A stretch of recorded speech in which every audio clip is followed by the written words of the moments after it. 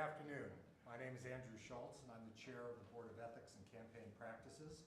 I want to call this meeting of the board to order. It is 2 p.m. on May 16th, 2017.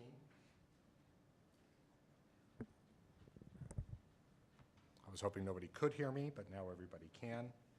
Let me start by asking we're going to call this meeting to order, and let me ask the clerk's office to call the roll, please, for all the members who are in attendance.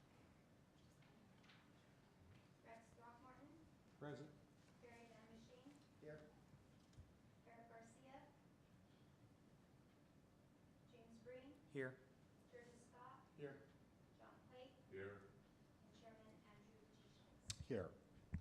Also, before we get going, this is a public meeting, but at the request of the clerk's office, if the members of the audience would care to sign in, they're requested to do so. There is a sign-in sheet at the back. Again, this is not required, but the clerk's office does include all the names of the people who are in attendance in the minutes.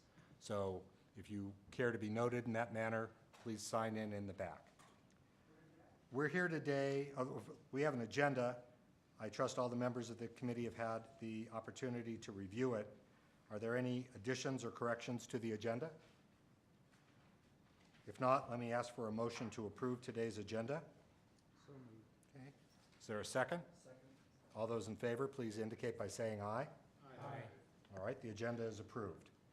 We're here today on one matter and one matter only, and that is a preliminary hearing in the Board of Ethics complaint 01-2017,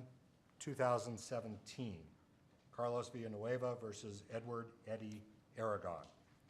Have all the members of the committee had the opportunity to review the complaint, and also we were provided with a response from the respondent's attorney? Yes. Yes. All right. Yes. So again, the only question under our rules for a preliminary hearing, and I'm looking at our rules, is a preliminary hearing shall be held by the board for the purpose of deciding whether to accept a complaint. And the rules make very clear, the board's decision shall be based on findings that the factual statements made in the complaint, taken as true, establish that respondent has violated the provision or provisions of the election code of these rules and regulations that are cited in the complaint. So with that as our sole issue, and I should also just say one other thing, and that is the rules provide that we are not required to, but at the request of the board, we can accept testimony by the complainant and the respondent, but we are not required to do so.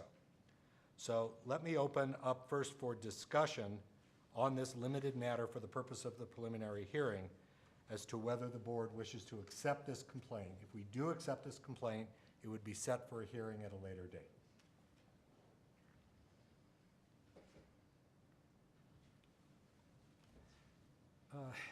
Is Mr. Villanueva here? I had a question about the complaint. Are you prepared to respond to any questions that we might have? Yeah. Please, If we could- come forward. If we could ask you to come forward for the microphone, please. Thank you. Can you hear me? I can. Hello? The, Is it on? Can you guys hear me better? here. Mr. Aragon withdrew as a candidate for the mayor's race on March 20th of this year. Were you aware of that? Yes, I was aware of that. Do you feel like that impacts your complaint at all? Absolutely not, Mr. Throckmorton? Yes, sir. Absolutely not, sir. Okay. I had a question about the allegations that you have in paragraph 1 under the facts. And I was having trouble understanding that point. But you said there was a check for $500 from a single donor. Do you see that allegation in your complaint?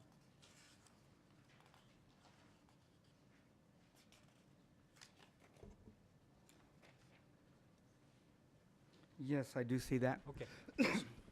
Was that check from Mr. Aragon? Mr. Aragon, was he the, No, that was from another individual. We had taken it to the bank, Edward and myself, and it took about an hour to get it cashed because Buck Buckner, he sits on the board over there at that particular bank, and I was never able to get a hold of him, and they were trying to get a hold of him so that it could get into the account. I wasn't going to have it cashed and put in our hands.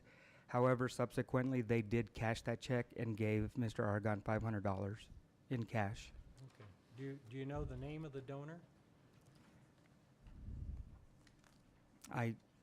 Off the top of my head, I don't remember it, no. But it was not anyone associated with the campaign? No, it was definitely not.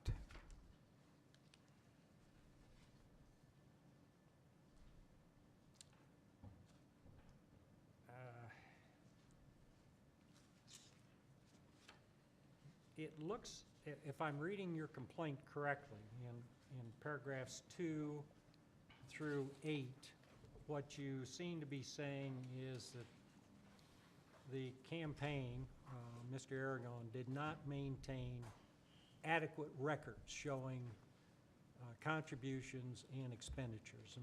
Is that the gist of what you're alleging here? That is 100% correct, sir. Is what Eddie did was he put Buck Buckner as a treasurer, listed it with Miss Howard here, and then told me that I was going to be the treasurer. And once I saw this stuff going on, I had to let him know over and over that it was not going to happen, and that I continuously still tried to work with Mr. Buckner to get him on board. But Eddie had an agreement with him. They wouldn't answer my phone calls. They just wanted me to take care of this work for him, and I would not.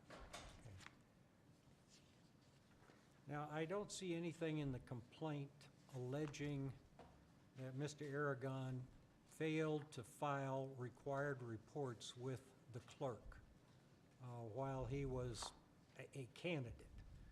Are you aware of whether he did or didn't file the required reports? Sir, by the time I had left, none of the filings of this particular nature needed to be done. There were no records ever kept. All the records were given to me, and I was not going to be the full treasurer of this campaign. It was stated with Ms. Howard in the city, and him wanting to be the mayor of Albuquerque, that he had a fiduciary responsibility to do the right thing for the taxpayers, and he failed. Okay, so at least while you were involved with the campaign, no reports were required to be filed with the clerk? Is that correct? Ms. Howard could probably state to that better. I believe that nothing at that particular point needed to be filed. However, I had everything that needed to be filed in my possession, and Buck Buckner and Eddie would never take it. Okay. Now, And you're supposed to have daily logs, sir, of all this stuff, so you can turn it in when the filing date is. And I don't know if you could ask Ms. Howard if he did file his subsequent, since he dropped out early, did he file the last stuff that he needed to file? well, the time for filing, the expenditures and the contributions would have come after March 31. No, they would have been. Correct? They would have been after, yes. And he withdrew from the campaign on March 20th. He still has to account for everything that he had done. Whether he dropped out or not, there still had to be an accounting of all the monies. You just cannot take arbitrarily taxpayers' dollars in effort for him to run, and then him kind of not fulfilling that obligation. What's going to happen to the money? As it states with the city charter, that even if you drop out, that $5 money still goes into the general fund. That didn't happen here. Do you have, I didn't see anything in the complaint alleging how many $5 contributions were accepted.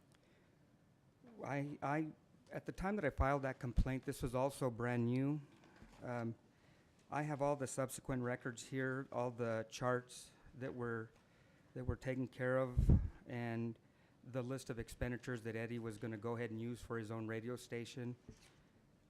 I have it all here now. When I did this, when I had spoken to Ms. Howard, I just had a short time frame to get it in, so I have all the other material here that, if you guys want to look at it, at that particular time when I left, let me open this up here.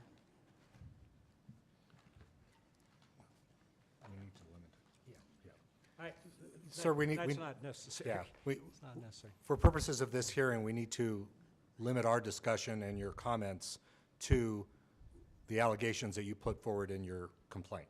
Okay, Mr. Schultz, thank you. All right. I don't have any other questions. Thank you. Thank you very much. Do we have any other questions from the board for the complainant?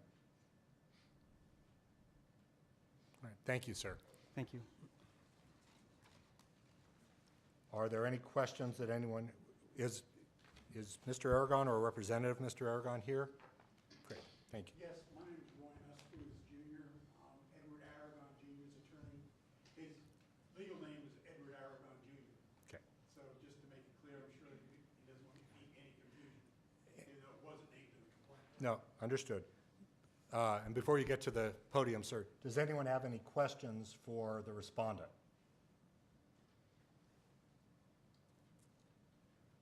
Thank you. All right, we have before us the complaint, the response. We've heard the responses to the questions from the board to the complainant. At this time, I will entertain a motion as to how the board wishes to proceed at this preliminary hearing.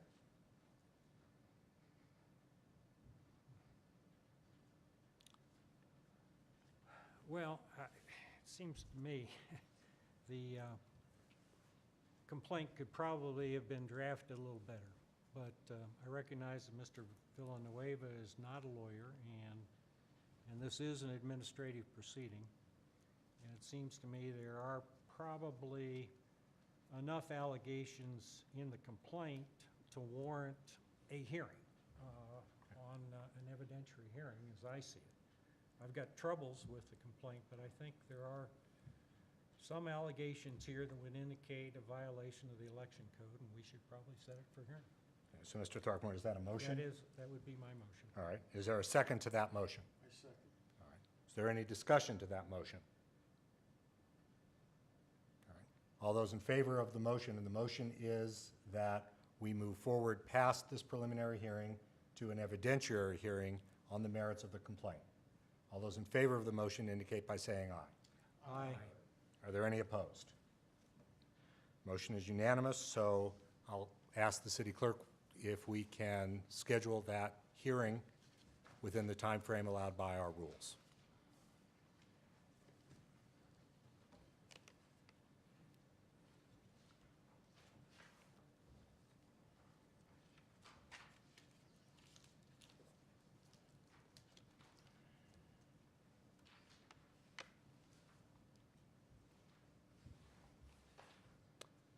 I'm looking at section H under hearings. And there's no requirement for the time frame except that we have to provide no less than 14 days' notice. Okay, so I'll ask the clerk after the conclusion of today's hearing if you can go ahead and notice that hearing with the adequate notice. Yes. All right. We have no other items on our agenda. No other items were listed to the agenda. In that case, the chair will entertain a motion to adjourn. So moved. Okay, is there a second? Second? All those in favor of adjourning, say aye. Aye. Great. I thank all the members of the board, thank the complainant and the respondent for being here, and we will be adjourned.